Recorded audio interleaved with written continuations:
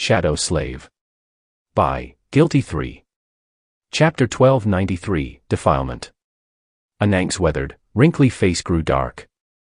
The old woman lingered for a while before saying, "The other name for the defilement is corruption. A special kind of corruption that appeared on the great river and then spread from downstream like a plague. Or rather, was spread." Nephi's leaned forward a little. "Spread from downstream?" The old woman nodded heavily. "Yes. It is because the defilement. Its origin is the estuary." Her cloudy eyes grew distant. The Seekers were always trying to reach the estuary, traveling further and further downstream. But none of them succeeded in finding it. Eventually, they built a city of their own in the far reaches of the past, a city called Verge. Its grandeur could compete with the bustling prosperity of the large cities ruled by the Sibyls, and from there, they continued their search. Until, eventually, one of them really managed to enter the estuary. The old woman gripped the steering oar as she looked at the vast expanse of the great river, then continued dully, "However, what he found there was not the truth, but corruption. Or perhaps it was the truth that he found that corrupted him. That Seeker became the first of the defiled, and he brought the defilement back with him to the Verge. The city of Seekers was consumed by the defilement, and those consumed by it became twisted and monstrous. They spread from there like a plague, bringing a great calamity to the river people." Anang grew silent, breathing heavily. Sunny was scowling deeply. So that was what happened. The hideous truth that the demon of dread had hidden in the heart of the Black Pyramid. The first person who learned it was consumed by corruption as a result. Not only that, but he also infected the rest of the Seekers with it, destroying, or rather, transforming, an entire city into a nightmarish source of the spreading corruption. Of the defilement. Just what kind of secret had Ariel buried at the dawn of time? More importantly, was that what Darren of the Twilight Sea had tried to achieve? Storm the corrupted city of Verge and slay the first witness to the harrowing truth, who was the root of the defilement. If so, their task would be a dreadful one. Nephi seemed to be thinking the same. After pondering for a while, she asked, "What happened next?" Anang shifted on her bench, then sighed. Because of the defilement, the peaceful waters of the great river became plagued by the corrupted. The most powerful of them come from the furthest reaches of the past, downstream. As well as from the terrible emptiness of the future, where you have come from, my lord and lady. The river people found themselves trapped between the harrowing past and the doomed future, with nowhere to escape. Of course, they fought against the defilement and resisted for a while. She looked away and said bitterly, "But they also fought among themselves. That was how we were chased away and forced to escape upstream, braving terrible dangers. Eventually, we lost all contact with those who had exiled us. The last we heard was that many of the Sibyls had succumbed to the defilement, and that many of their cities had fallen. Even Twilight, the city of the Serpent King, had been lost. Now, it is the dusk of the river people. Soon, there won't be any of us left at all." Sunny felt that he understood what had happened with the people who escaped the end of the world by entering the tomb of Ariel. Most of them had either died or been corrupted, and the rest would soon follow. That was the fate of the great river civilization. So, there were two ways to resolve the conflict of the nightmare. They had to either help the destruction of that civilization, or turn the tide by eliminating the source of the spreading defilement. The latter, of course, would receive much higher praise from the spell, since it would differ drastically from fate. He also noted the mention of Twilight, which, as it turned out, was the name of the city King Darren and his vassals had built. Another interesting point was that Fallen Grace, the city ruled by the last Sibyl, was situated in the region of the great river that had already mostly succumbed to the defilement. Perhaps it was the last human stronghold remaining in the tomb of Ariel. And another thing. Anang had said that there were two places inside the tomb of Ariel that were much more dreadful and dangerous than all the rest, the far reaches of the future upstream, and the far reaches of the past downstream. His luck was incredible, as always. Not only had Sunny entered the great river in one of these harrowing places, but he also seemed destined to journey into the other. Great. Simply great. What Sunny paid most attention to, however, was a simple question. Just how was the defilement spreading? He did not know a lot about corruption, but it didn't seem like something that could just happen. Even Skinwalker could not infect humans with corruption, instead, it could only infect them with itself. Did the defilement have a similar nature? He did not think that it did. If all the nightmare creatures in the tomb of Ariel were vessels of the same entity, the first seeker, they wouldn't be fighting each other. That was an important distinction. Looking at Anank, he asked in a dark tone, "Grandmother, do you know how the defilement spreads?" The old woman shook her head. "I am sorry, my lord. I do not. In truth, I've only met a true defiled once. We've is situated too far upstream, so while we had to battle corrupted creatures of the future often, no one from the verge has ever reached us." Nephi's frowned. "Except for that one defiled?" Anankin nodded. "Yes." The water was sparkling under the sunlight, and the ketch was flying across the waves, traveling further and further into the past. Nephi's hesitated for a moment, and then asked, "What happened when the defiled appeared?" The old woman did not answer for a while. Eventually, she raised her head and smiled bitterly. "The day he appeared was the day Weave was destroyed." Her words traveled somberly across the surface of the water, soon disappearing into the wind. Chapter 1294, Corruption. In the morning, they enjoyed delicious food and fragrant wine from Anank's wooden box. The old woman herself seemed a little bit more energetic today, but the long conversation had tired her out. She ate very little and returned to the steering oar, looking at the flowing water with a distant expression. She must have been thinking about her city, Weave, which had been destroyed by the defiled. Without having to discuss it, Sunny and Nephi's decided to give their kind guide some privacy. They had to digest the many revelations of the past day, anyway. Sunny was leaning his back on the side of the ketch, cradling a steaming cup of tea in his hands. Nephi's was by his side, looking at the sky. After some time had passed in comfortable silence, he used the blessing of dusk to ask, "There is one thing I don't understand." She shifted slightly and turned to look at him. Sunny was suddenly painfully aware of how close they were. His pale face was reflecting in the calm depths of her striking gray eyes. He sighed. "She said that Weave was destroyed. And yet, she is taking us there. Why?" Nephi's contemplated for a few moments. Anank survived the destruction, so more people could have survived as well. If not, it would be to scavenge for supplies for the journey ahead. We will see when we get there. Sunny took a sip from his cup, enjoying the warmth of the freshly brewed tea. The ketch was swaying gently, and the view was heavenly. It was really hard to believe that they were inside a nightmare.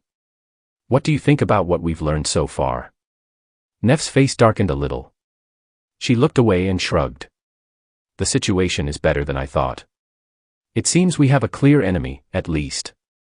More than that, not all of the Great River is as dangerous as our starting point." I was wary. A little bit. Thinking that every nightmare creature here is like the azure serpent, the black turtle, and that horrid butterfly. But it doesn't seem that way. She paused, then added somberly, "There's no sign of them." Sunny looked down with a grim expression. He shared that concern. "However, I am concerned about the others. We all came from the same moment in time, so they should have been sent to the same region of the Great River. Why is there no sign of them?" Sunny looked down with a grim expression.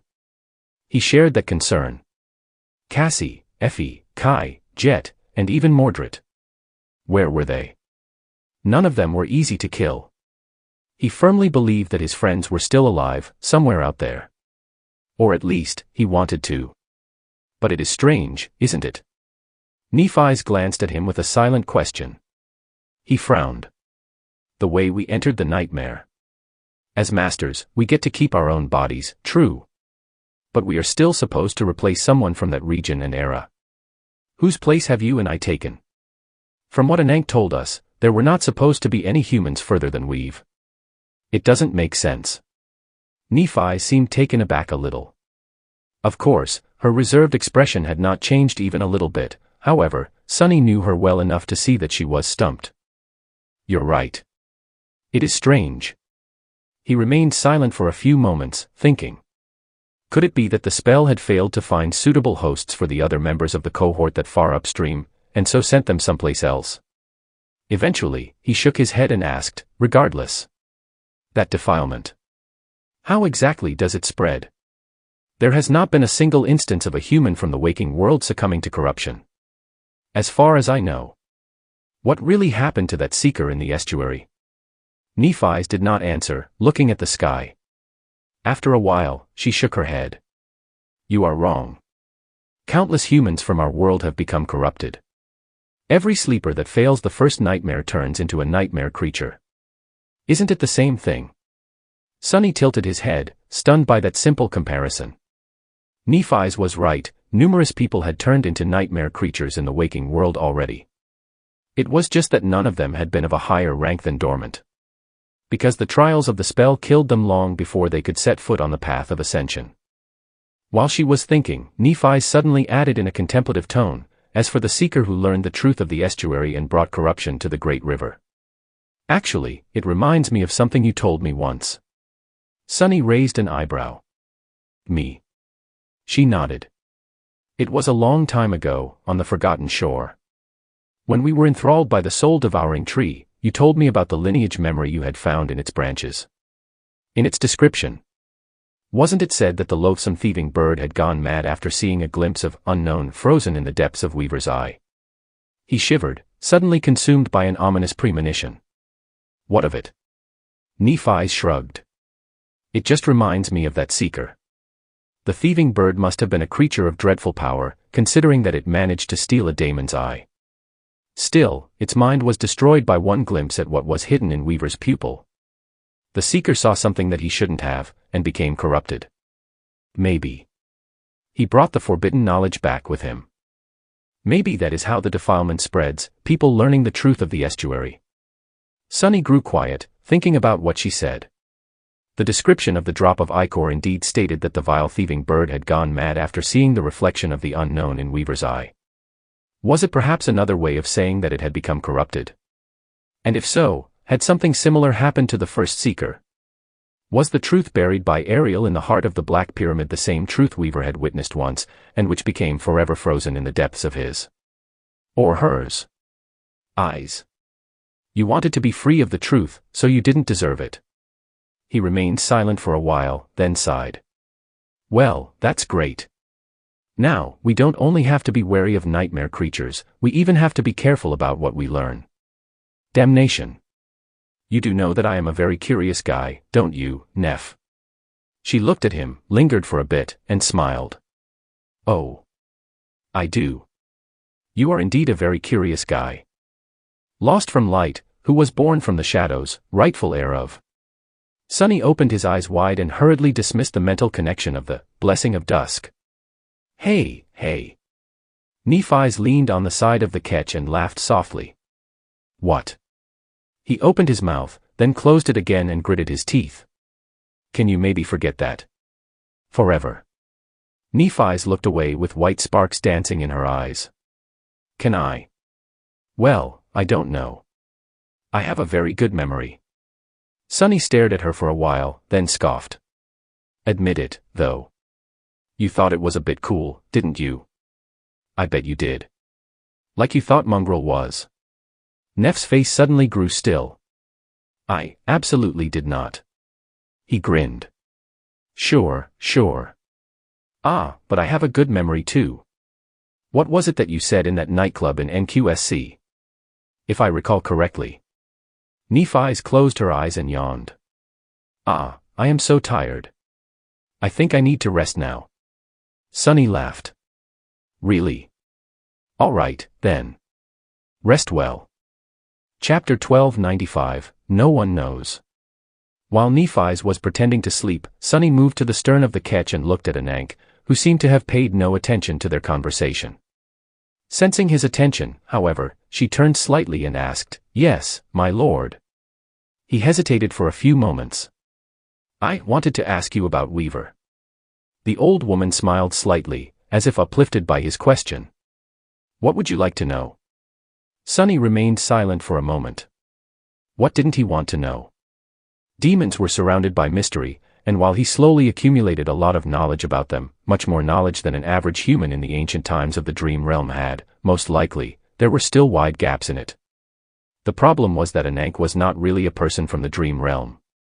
She had been born in the tomb of Ariel and spent her life in isolation from the outside world. Still, she was a priestess of the nightmare spell. She had to know many things, even if some of that knowledge had undoubtedly been twisted as a result of becoming religious doctrine. So, he was unsure how much he would be able to learn from the old woman. Sonny scratched the back of his head. Well, for starters, was Weaver a man or a woman? He was really tired of stumbling over his words every time he tried to say something about them. Anank chuckled. No one knows.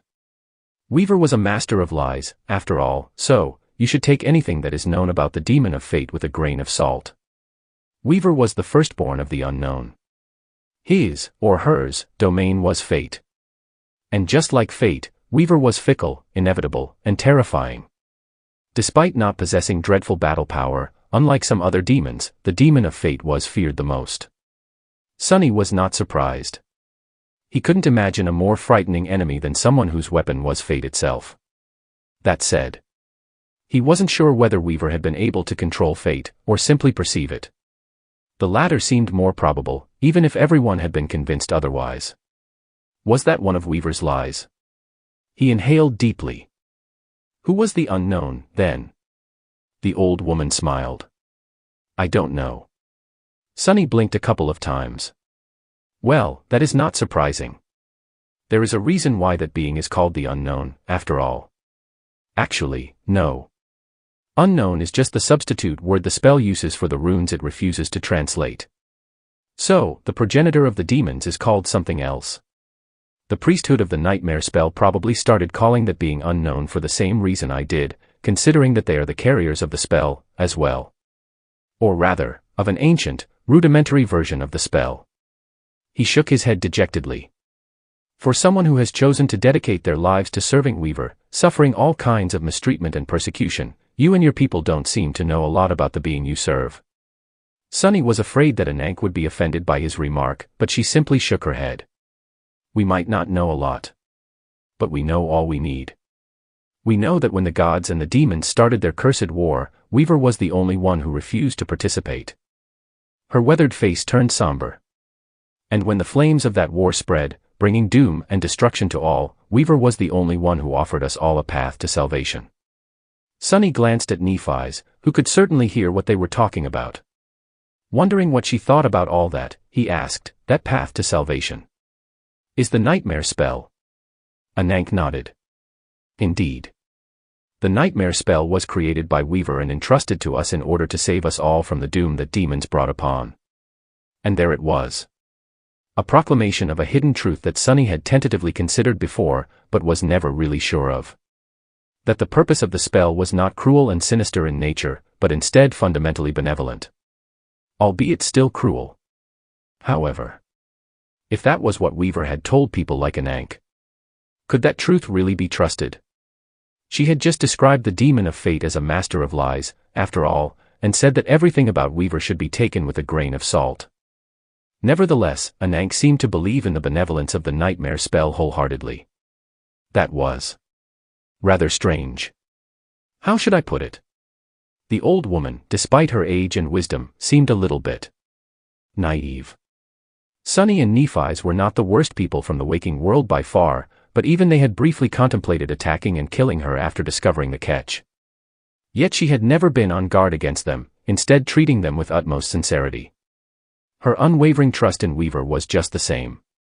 He hesitated for a long time before speaking again. Grandmother. I don't mean to offend you, but hasn't that doom come already? Where is the salvation you were promised? Holding the steering oar, Anank smiled softly. Why? It is right here, my lord. It is you, the children of Weaver. Sonny stared at her for a few moments, his expression incredulous. The old woman chuckled. You might have misunderstood me a little.